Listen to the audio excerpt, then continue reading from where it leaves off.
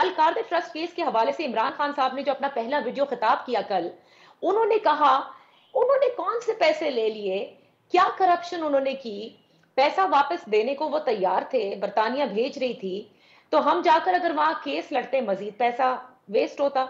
हमने कहा ये पैसे आ रहे हैं, तो उन्होंने राउट कर दिए सुप्रीम कोर्ट को जो किस्तें देनी थी। तो इसमें कहां से उन्होंने पैसे लिए? ये काबीना में शहजाद अकबर साहब लेके आए जो कि कमीशन एजेंट थे उस प्रॉपर्टी टाइकून के। ये काबीना में आना बनता ही नहीं था ना, पैसे अगर सुप्रीम कोर्ट में आए थे तो भी इट, मगर ये काबीना में ला के इसकी किस्तों को जो अप्रूव किया गया और जो मोहलत दी गई, अरबों रुपए का फायदा पहुंचाया गया और उस लिफाफे को खोलने तक नहीं दिया गया।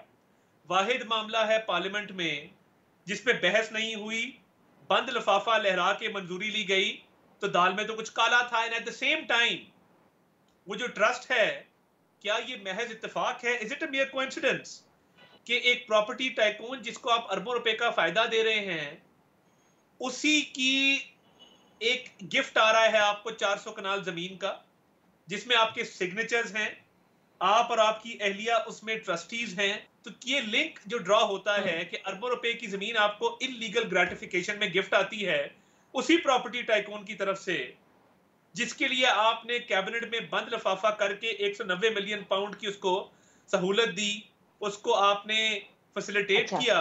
तो ये तो ओपन एंड शट केस है। अच्छा, बड़ी तनकीद है आप लोगों पर। क्या प्रॉपर्टी टाइकून आप लोग कहते रहते हैं? मलिक अगर रियाज साहब उसने की बात, इनको फायदा दिया, उन्होंने इनको फायदा दिया, तो नाम क्यों नहीं लेते? नहीं मलिक रियाज साहब का हम हर जगह नाम लेते हैं। हम डरते हैं, चैनल्स वाले अक्सर म्यूट कर देते हैं और बीप कर देते हैं, इस वजह से थोड़ी एहतियात बरती जाती है क्योंकि चैनल्स पे भी उनका खासा असर है।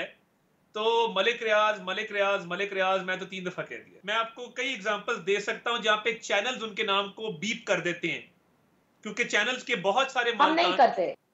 चले आप ना करें, बट बहुत सारे चैनल्स के मालकान के उनके साथ दरीना और बड़े अच्छे ताल्लुकात हैं।